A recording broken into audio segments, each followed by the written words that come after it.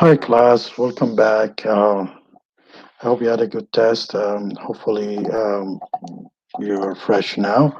We're in the week 6 now, so I will try to post your marks by end of next week, which is, week number end of week 7. Anyway, I hope you've done well. I'm looking at them so far, so good. And I must thank you for being very active in Padlet. That's wonderful. Keep the good job and continue, and hopefully we'll meet one day. Second thing that I want to make announcement is the fact I sent you an email to all of you and CC to four others or 5 others, and these are usually there will be your group. So keep that email and keep that team and start talking to them and get to know them, because there is a group assignment that's going to come within a few weeks. Now, I'm also going to attach some document that can help you how you're going to divide the works and how you break into the group and communicate well. And hopefully this can help you to do this. I will also try to post a new Padlet, so you need to go there and comment also. And furthermore, we will have a flip grid, which is I will send you the link how to use the flip grid. It will be another discussion, but you need to go live and start telling me. Now, without furthermore, I would like to start the class if you don't mind. So we will be talking about chapter 5.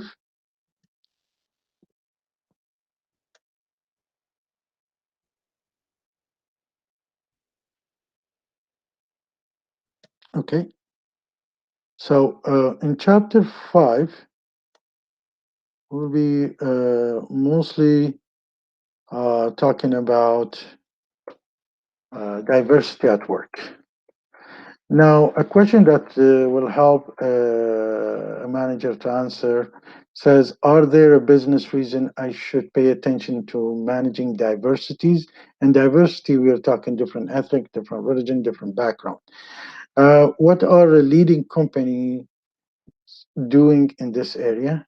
So what's really the leading company doing in this field and how I can follow them? What works when it comes to changing the employees' attitude and behavior toward diversity?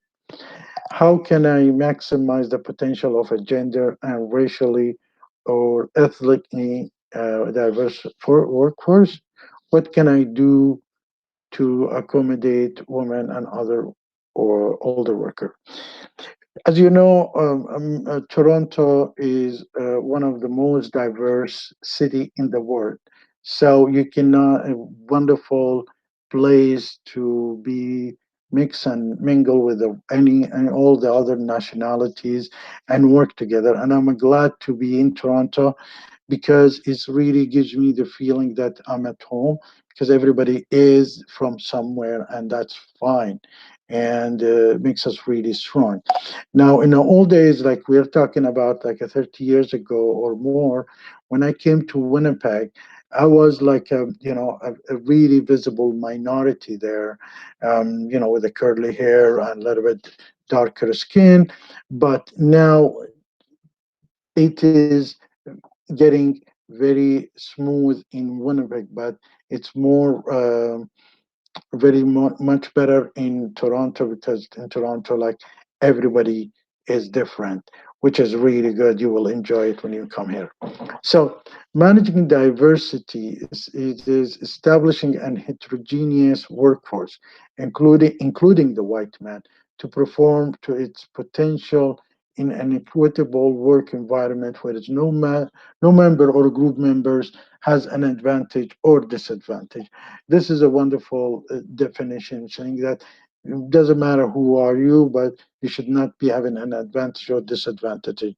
So the pragmatic business strategy that focus on maximizing the productivity, creativity, and commitment of the workforce while meeting the need of diverse consumers group. So you need to do all these things, and you meeting the special needs of diverse consumer group.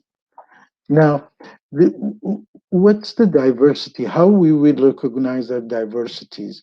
Now, there is the visible ones, there is the visible or invisible ones, and there is the total invisible ones. And the visible ones is probably is the age, the culture, the gender, the nationality, the ethnicity, the race, mental and physical status. Now, the visible or invisible one is the veteran status. It could be a military, and he finished the religion. It could be wearing a job or turban or not. So these are things, the sexual orientation, the language that could be visible or not visible. And the invisible ones is the work style preferences, the diversities of thought, the family status, the value of belief, the socio status, economic status, and the life expectancy and step perspective. So these are can be divided between visible or invisible, and invisible ones. Now, reason diversity has become a dominant activity is within the workforce because there is a global market, and the global market require different people to work in in the global market. There is a merger and alliance from different companies, different from the world. There is changing labor market. You cannot really rely on the white only because there is not many white compared to the other race there. So you have to have a changing labor market, and there is a shift from manufacturing to the service. Now, when we talk about service economy, especially in Canada, which is one of the biggest service economy, a growth in new jobs were raised from service producing industries. Now, the workforce should be able to read the customer, to read their customers. Customers literacy is an essential skills. So if you're probably speaking few languages, exposed to a few cultures, it can be very beneficial for you to get a job here. When the firms communicate better with their customers through the employees who are similar to their customers, the firm realize that they have increased their internal diversities. It's nice as an Arab have somebody who is servicing me with a Arab background or an Indian background or a Chinese background. That makes me feel I'm very welcome in this company. A new diverse workforce must be managed and retained. So there is more challenging in diverse workforce, but it must be managed well, adjust the management, and retained. Now, due to the globalization of the market, customers have the power to insist that their needs and preference be satisfied as they have more option to choose from. So they probably, if you're talking to Middle East, maybe the other side hasn't wants to talk to somebody who can understand their culture and understand their language. If you're talking to the India, there could be some people who is requiring such thing. So some firms have established a strong local presence, while others have forged strategically international alliance. Diversity must be managed by working through the domestic diversity or by managing national and corporate cultures. So it could be you know, a country like Canada, because we are all diverse from different backgrounds, different race, different issues. We could have a company that can be diverse, or because we are working for the international in international arenas, so we need to be diverse also. Now, in the new business strategies that requires more teamwork through the work teams, Firms can execute a new adopted strategy stressing better quality, innovation, cost control, or speed. This is how in the new business strategy, that's their strategy. They want to do more innovation, more cost control, more better quality and speed. And in the domestic or global virtual teams pose a new kind of management challenge. So this is it will create some challenges because they need to meet this strategic new business strategic, but with these diverse things might create more challenge for you. So the team membership is should be fluid, evolving according to the changing task requirement. So they have to be flexible. There is lots of matrix work style these days, and they should be very flexible in timing, in background, and work and abilities, and all these things. Diversity is an inventable byproduct of a teamwork. You cannot have these days a teamwork without a diversity there. And coordinating team talent to develop a new product, better customer service, or ways of working more efficiently is difficult, yet essential aspects of a business strategy.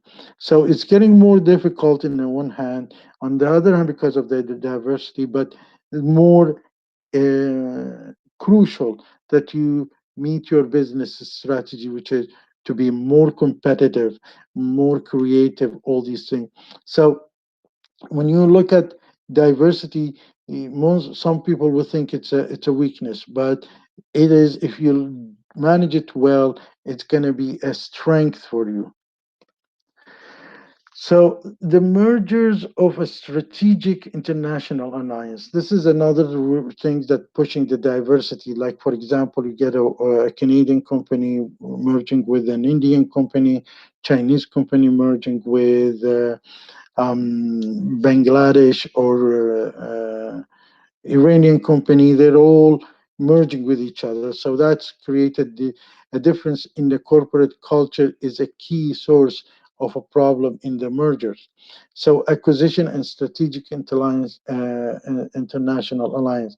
So you get these, for example, people from Hawaii moving to China and moving to Iraq, and people from Iraq and Lebanon working on a project, and because they are merging as a one group. And we have this situation. Now, when the two foreigner business attempt to merge, the obstacle include national and corporate culture. So what is the national of that company? What's the corporate culture? And the worker and the management should understand and capitalize on diversity of the company, combine their effort to offer a product or and service to customer in market. So if they are different, they should focus on their strength, as I said, and they find out what's their strength and to deliver the needs of the market.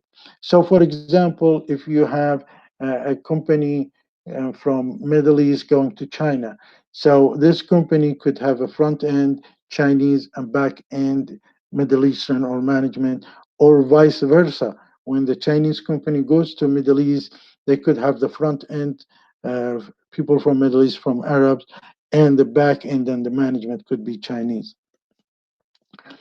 Um, but that should not be the case. When you do this as a startup, that's fine. But then you have to start moving these people to the management position, and which is we will be talking about it in the next slide, in the next few slides, because having it set one style, it's gonna long run affect you. Now, changing the over 5 years, the workforce in Canada will be comprised of more women, more immigrants, more people of colors, and more older workers. I'll tell you, I was very surprised 30 years ago when I was in the Toronto airport and I spoke with the lady asking her, and I still remember that, asking her a direction. And she had an accent, an Eastern European accent. I was surprised because in that time I didn't see anybody with accent working in Winnipeg airports, or or different than white people. So that was a shock to my system 30 years ago, to and made me very happy to see that. Now, employee today is everybody has an accent in a way. Employees must be taught to understand and value different races, ethnic group, culture, language, religion, sexual orientation, level of physical abilities, and family structure. We should accept all these. We should not prejudge. We should not judging, because judging putting this limit on the people, and we should be open-minded when it comes to the work. In the work, there is one thing put us all together is to accomplish and the work and be more effective in meeting the company strategy. Skeptical managers and supervisors and policy makers need to understand the difference does not mean the efficiency. As we said, if the people different, that does not mean deficiencies. It is, if it could be inefficiencies, as we see now in Canada, the differences makes us strong, as the petition puts it. Now, ways to handle a question and concerns on diverse inquiry, and then you show the empathy of it, saying that, okay, um, how we can move this, how we understand that, and then we need to educate ourselves, understand that how we gonna select our diverse group work, and how we accept it. And when we say diverse, we need to look at each one expectation and need, and do not polarize definitely people or group. Don't just make them, these people better than others. Now, back to the culture. Culture is a characteristic behavior of people in a country or region. It helps people make sense of their part of the world. So with the culture is make you help you to understand few things that you cannot understand it in the other culture, and also provide individual with identity which they retain even when they migrate. Like the Arabs will stay Arab, the Indian will stay Indian, the Chinese will stay in. That's a culture, that's a part of the culture which is should be respectable from everybody. Now, there is a practice to consider while you're making diversity a competitive advantage. You cannot just go and do a diversity. You need to make it a competitive advantage. And this is how you do it. Is first you hire a search team, a search firm with a solid track record of providing diverse people, candidates for a position at all levels. Now you want to make sure different levels also is covered. Then forge link with the colleges and university with the significant numbers of minority students. Just get to know them and bring real jobs to the recruiting table. So real job to these and hire them. And then you need to develop some part of them. It doesn't matter whether you get the white one or the visible minority ones. When it comes from a college, they're almost in the same level. You need to work on them to get them ready for work. So then you start a formal mentoring and succession program to ensure that minorities are in the leadership pipeline. So you're not going to put them on a staff. They should be moving within the leadership pipelines, because when you hire minority and they see some of the minority in management, they will be more willing to put effort in the company, so they see that there is a chance for them. Now, to do more is you need to include a progress of diversity issue in the management performance review and compensation. So you want to make sure things is you need to see the how you each their performance, what we're looking for, and how we're gonna equalize the compensations accordingly. Um, Set a specific goal in a critical area, such as the percentage of minority and women hired. You say, I want to have a 20 at least women, and these 20 women should be. Sorry, I couldn't Uh, quite hear you. Could you please repeat what you said? I'm sorry, that's I don't know how she started working.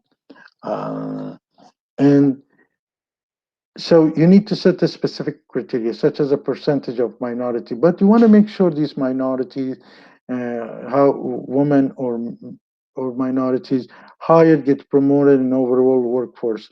Provide all the employees with a confidential outlet to voice their voice or to settle the grievance that they have. Now we come to a woman, and Canada and USA is very near as a percentage. It's constituted of 47% of the workforce in the United States are women and hold 52% of the managerial and position jobs. So there are 47% of the workforce are women. But if you notice that the 52% of the managerial and professional position, so we see that women are really moving very quickly on the top. Um, Key forces accounting for changing include family changes, education, self-perception, technology, and all these affected that the woman becomes a 47% of the work with the technology and needs and family changes and all that. Now, then you need to do the equal employment opportunity for women is important. It involves raising awareness of issues among both women and men so that women can give a fair chance. Think about their interests and potential. You need to think about it. Their interests. What's their potential? Investigate other possibilities. Um, Make an intelligent choices. Not just because you want to hire a woman, any woman. You need to make an intelligent choices, and you need to investigate what possibility this woman, if I hire her, how I'm going to put her in a moving management positions, and be considerate for opening or promotion on an equal base with men. So you don't promote man just because he's a man. You promote a person, whether it's a man or a woman or another visible minorities. So that's what the issues is. Now, issues that women in the United States who work full time and make about 81 cents of every dollars earned by men. So you notice that women makes less, although they do a better job sometimes. But most of the time they do an equal job, but they make less, 81 cents for every dollar man does. Women who interrupt their career or for a family reason they can never get there. They cannot make as much as they used to make money, or they cannot even stay on the job. Woman is like when they get pregnant, they get married, or they have some family issues. Uh, they might face this problem. Women in paid jobs still bear most of the responsibility of family care and housework. So if you notice, then you need to, when you're a management, you need to know that women who really work in the same time, they have a family, they really take care of their house, and they have so many things to juggle, much more than men. Companies should try to mitigate all these work family dilemmas and a problem. Look at it, create some flexibility for the woman, extending maternity leave, flexibility in work, flexible time, uh, paternity leaves. We see now in Europe, in Canada, but mostly in Scandinavian countries, there is maternity leave. There is a paternity leave. These are important. Provide the quality daycare All these are can help the woman to produce more and more. Now we go back now on age base. So in North America, in Europe, they divided age with a generation. So we have what's called a silence generation or a silent generation. They are usually the people who was born between 1930 and 1945. And they are dedicated themselves to their employers and made sacrifices to get ahead. Then comes in after that the baby boom generation, which is that happened after the Second World War II. And people born between 1946 and 1964.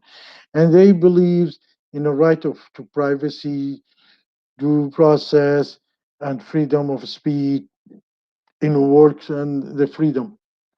Believe that employees should not be fired without just cause I want to fire you. And the best should be rewarded without race to age, gender, race, position, and seniority. These are beliefs of baby boomers.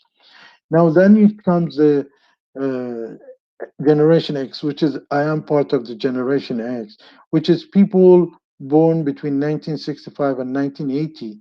They are computer literate generation and tend to be practical, focused, and future oriented. Then you get Generation Y, which is people born between 1981 and 1995. If you notice, each one has different beliefs, has different look. Now, in Generation Y, offspring of baby boomers, an influx of immigrants through the 1990s has grown up aimed sophisticated technology and has been exposed to them much earlier than the Generation X. So they are more sophisticated when it comes to technologies. And then age-based diversity generation Z or Z, which is people who born in 1996 to 2010, and they are first generation of true digital natives and attractive career that promise both purpose and pragmatism. These generation, they don't have a keyboard. They don't know how to use a keyboard. They when they see a laptop, especially the new ones, they need to touch screen on it. Or even when they see, they don't know this dial-up mobile telephone or landline. They all use a mobile. They never use how to use their regular telephones. Now, cause for international conflicts in the work ethic. The different generation here have a different perceptions, different beliefs. So they have a different perceptions of what makes an employee dedicated. So if you notice, they do think differently. What makes me a dedicated is different than the generation Y. What makes me and what make an employee dedicated? Organizational hierarchies. Some members of younger generation they bypass the chain of command, and some members of older generation believe that seniority trumps the qualification. So the young generation, they bypass the chain of command, they become management, and the older generation thinks there should be seniority that trump appointment. The first job, the major job that I held is as an HR manager for a large university in Middle East. I was young, very young, and most of the people over 50s, and I was in the 20s. That created some shock to the system. Now, the management of change.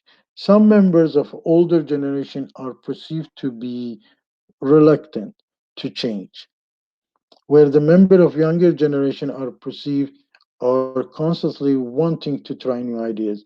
The older generation, they like to keep doing things that is working, and the new generation like to try and error. So if you put the new generation in a company where they keep doing the same thing, they will quit. And if you put the old generation in a company who's always trying to do new things, they will quit on you. So you need to take into this consideration. Now, the solution for the international conflict here is where the communicating information in multiple ways to address a different learning style. As we say, we are moving now. We are using different ways of communication just to, create a learning style. We collaborate decision-making process, training managers to handle generational differences. They have to know how to handle different generation and treating older generation with respect. So whether it's X, whether it's Y, whether it's baby boomer, they should be all treated with respect. Now, step to consider to attract and retain of racial and ethnic minorities. Now you want to work hard and get these people, and you want to attract them, and you want to keep working with them.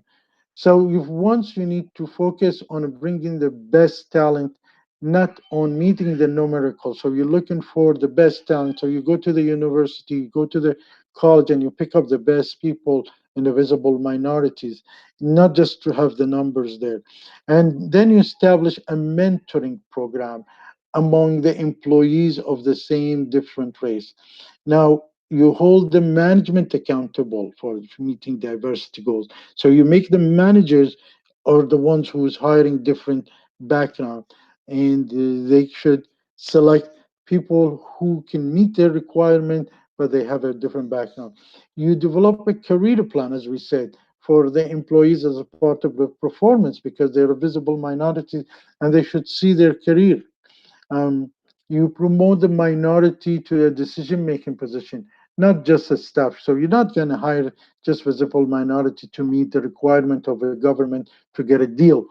You need to make sure that they see themselves they're going to be part of the management eventually and decision making, and diversity of the company's board of directors. So you need to have some diversity also in the board of directors.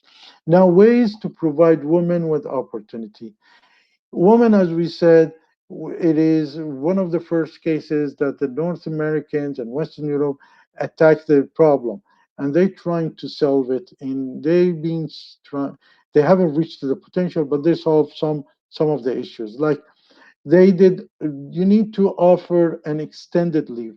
You cannot, women have, for example, when deliver babies or something, they need an extended leave. They're taking care of the houses. If their child is sick or their husband is sick, they need to take care of them. Um, Modify performance review for those on extended leaves. So on the people on extended leaves, you need to adjust their performance. So within the 6 months, and say because they're going on adjusted leave, say within a year, offer a target program for a subset of high potential women. So how you gonna make these high potential women to grow and becomes leaders? Provide a flexible work arrangement including flexibility in scheduling and teleworking, so they can work from home. They make, flexible schedule, and offer women high level of sponsorship and profit and loss responsibilities. These two must have. Now, suggestion for integration. Now you have all these different levels of generation. How are you going to integrate them? First of all, you need to explain to the individual how their work contribute to the bottom line. Secondly, you need to provide a full disclosure about the work, who is the people, what's their background, what's their generation background. Second and thirdly, you need to create a customized career path. So each generation, I believe that if it's generation X or generation Y, X could be now in the end, so you cannot give them a longer, a career path. And how allow individuals to to have input into a decision. Decision always need to made by people, and we spoke about in chapter 1 or chapter 2 how you can, when you select the software, how you need to have all these people agree on it before you go in. So this is also applicable for any other decision. Provide a public praise and regular feedback. Forget the 9 to 5 schedules. By the way, I never worked 9 to 5 schedule, lucky me, but I worked more than that. Um, and encourage the users of mentors. Also provide an access to innovative technology. You need to put the IT front, good platforms, and accept bring your own device or buy your own device or BYOD. So some generate people like to use desktop, some of them use the laptop, some of them use the tablet, some of them use let them have this flexibility and they can also buy their own. Uh, Consider a new benefit and compensation strategies. Offer opportunity for community involvement. So if they're more involved in community, they give them more opportunity. Offer lots of opportunity for training and leadership development. Now, prioritize to consider the maximize the use of older worker. How are you gonna these older worker they have some positive things. You need to prioritize them. You need to see how to maximize the use of them. First of all, the age or the experience profile. You need to, whether you look at their age or their experience, should they have in this field 15 years of work or they've been working for the last 15 years? So the age and experience profile. The job performance requirement. So you put on their job performance clear with them. And then you do a performance help them to perform to do a performance management. So there is a job performance requirement, what is needed from you to deliver, and then you need to do help them to set up their performance, agree on the performance. Workforce interest surveys. You always do the surveys. What's their interest? What's the workforce needed at that age? A training and counseling. You keep doing a training and counseling for considering for this older age and structure of job. They will be very clear to know who they're supposed to deliver, who they're supposed to go back talk to, and who they will get a promotion or selection or these structure of jobs. The last thing that we need to talk about is disabilities, because these are also considered to be a part of the visible minorities. Disabilities is a very challenging. Thanks God to in Canada they are minimizing these disabilities challenges because we, the problem they are not disabled. We created life in a way made these people disabled. So disability it comes from our not creativity. So something comes in the old days called universal design, and universal design sometimes they built for the buildings where there is a for handicap can go in, but they found out that these stores where the handicaps utilize, even normal people can utilize it. So they came up with this type of education also. It's called universal design learning. So everybody can utilize it. Here, also when it comes to the workforce or workers with disability, disability will no matter if one can provide, he or she will contribute. She could be very good employee. Employer regard the most people with a disability as good workers. They're punctual, they're component. If you're given a reasonable accommodation for them, as we said, they are not disabled. What's happened, we create the life made them disabled. Despite this evidence, the disability, people with disability, person with disabilities are less likely to be working than any other demographic under age of 65. So these are normal people, yet they are less likely to work. And the biggest barrier in employment is employer lack of knowledge. They think when the people have Down syndrome, they cannot deliver something, or they have a broken hand, or they cannot, or they're in wheelchair, they cannot deliver an email, or they cannot talk, or they cannot do a customer care. These are things that has nothing to do with their disabilities. So the way to prepare for coming changes in the internal organization environment is develop an age, gender, and race or ethnic profile of the person workforce. Then you need to assess the job performance requirement carefully. So you need to have these ethics set up and then ethics profile, and then you need to really do the job performance requirement carefully. So if the person doesn't like to go on weekend or on end of the week for a couple of drinks because he's a Muslim and he's not supposed to drink, so you cannot have it part of the evaluation. Now, provide the feedback on regular basis as a part of the performance management process. So we always try to give them a feedback. Use interest surveys to determine what current worker wants from their ethnic background. So we need to know what they're looking for, what makes them tick, what makes them click, you know, and then provide opportunities for employee training and career counseling and explore with the workers alternative to traditional work pattern. So you don't need to, find an alternative work. So here we have um, finished the chapter, and I hope you guys enjoyed it. I will post this stuff, and don't forget to do the Padlet and to do the Flipgrid, and you have a nice time. Bye bye.